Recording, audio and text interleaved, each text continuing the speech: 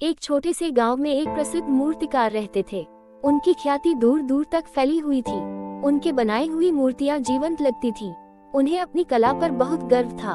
उनके एक छोटा बेटा भी था जो अपने पिता को मूर्तियां बनाते हुए देखता था। धीरे धीरे उसमें भी कला का बीज पनपने लगा। वह भी मूर्तियां बनाने लगा। पिताजी अपने बेटे की कला को देखकर बहुत खुश थे। उन्होंने बेटे को मूर्तिकला सिखाना शुरू किया। बेटा भी बहुत मेहनती था। उसने अपने पिता से बहुत कुछ सीखा। कुछ सालों बाद बेटा भी एक कुशल मूर्तिकार बन गया। उसकी मूर्तियां भी पिताजी की तरह ही जीवंत लगने लगी। एक दिन एक बड़ी प्रतियोगिता का आयोजन हुआ।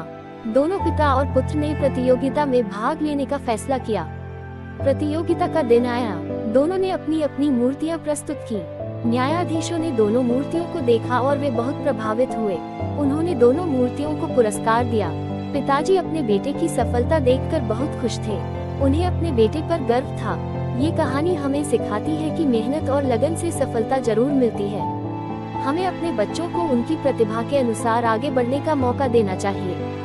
सफलता के लिए हमें कभी भी घमंड नहीं करना चाहिए और हमेशा मेहनत करते रहने चाहिए। इस कहानी का एक और पहलू भी है। जब बेटा एक कुशल मूर्तिकार बन गया तो उसे अपने पिता की कला से बेहतर कला बनानी थी।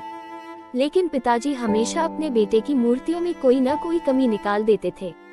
ये बेटे को परेशान करने लगा। एक दिन बेटा अपने पिता से बोला, पिताजी, आप हमेशा मेरी मूर्तियों में कमी निकालते हैं। क्या मैं कभी भी आपसे बेहतर मूर्तिकार नहीं बन पाऊंगा?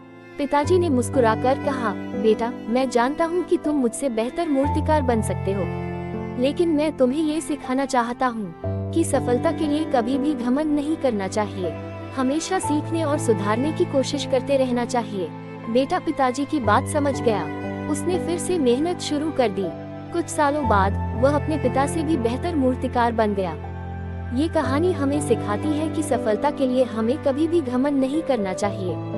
हमें हमेशा सीखने और सुधारने की कोशिश करते रहना चाहिए। एक अच्छा पिता अपने बच्चे को सफलता के लिए सही मार्गदर्शन देता है।